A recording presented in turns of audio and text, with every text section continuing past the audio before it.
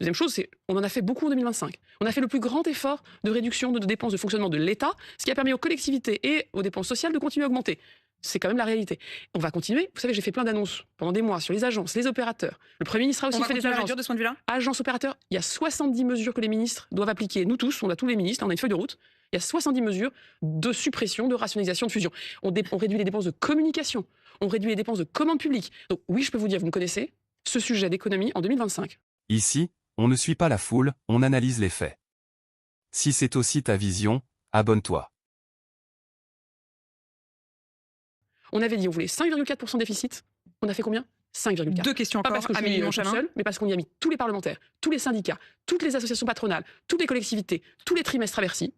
Et on a dit, vous savez quoi, réduire le déficit, ça ne peut pas être que sur les épaules de la Deux ministre du questions budget. importantes. C'est un sujet encore. national et on va L'une continuer. sur le consentement à l'impôt. Quand votre prédécesseur à Bercy, le patron de Bercy, Monsieur Lombard, dit qu'il y a des milliers de contribuables parmi les plus aisés qui ne payent aucun impôt sur le revenu, vous dites il ment, mais c'est pas possible, ça peut pas suffire de dire ça, c'est pas possible. Qu'il y ait des gens dans notre pays. Il a été ministre du budget. Non, mais qu'il y ait des gens dans notre pays qui payent moins que ce qu'ils devraient, ça fait 1 an, là aussi, que je vous bassine. Non, mais il dit pas qu'ils payent pas assez, avec ils la disent des sur- milliers de Non, mais contribuables il n'y a parmi les pas- plus aisés qui ne payent aucun impôt sur Il le n'y a revenu. pas, il n'y a pas. Ça n'existe. C'est pas vrai qu'il y a Mais alors des pourquoi il dizaines de dit milliers.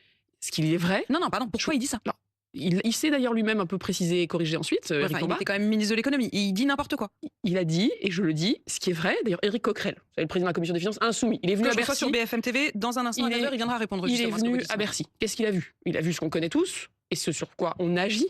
C'est il y a effectivement des milliers de personnes qui aujourd'hui payent moins d'impôts que ce qu'elles devraient, parce que nous avons des phénomènes d'optimisation, de suroptimisation fiscale, ce qui a amené le gouvernement, je vous le rappelle, à proposer une taxe sur les holdings. C'est l'article 3 du budget, et cette taxe sur les holdings va nous permettre notamment, tel que nous Donc ça ne sera plus aboutissons, sur 2026. de sortir tous les biens personnels de ces holdings, parce que soit vous avez la fiscalité des entreprises pour des projets d'entreprise, soit vous avez des biens personnels qui ont une fiscalité personnelle. Cette séquence illustre la fragilité de l'équilibre politique lorsqu'un État cherche à concilier responsabilité budgétaire et instabilité parlementaire. Le débat autour du 49-3 du Sénat ou des ordonnances révèle une même préoccupation, éviter le vide institutionnel. Comme le rappelait Montesquieu, la liberté politique ne repose pas sur l'absence de contraintes, mais sur l'organisation des pouvoirs dans la durée. La question du déficit, des économies et de la fiscalité n'est pas seulement technique, elle engage le consentement collectif à l'effort et la crédibilité de la parole publique. Derrière les chiffres, se dessine un enjeu plus large, celui de la continuité de l'État, de sa capacité à décider, même dans le désaccord. Gouverner, ici, apparaît moins comme l'exercice d'une volonté que comme l'art de maintenir un cap dans un contexte de tensions multiples. Reste alors une question centrale. Comment préserver la stabilité collective sans rompre le lien de confiance entre l'État et les citoyens? Et on va essayer d'arrêter cette espèce de confusion où vous bénéficiez de la fiscalité des entreprises pour vous constituer un patrimoine personnel. Ça amène à ce qu'effectivement, il y ait des petites dizaines de milliers de personnes qui payent moins que ce qu'elles devraient.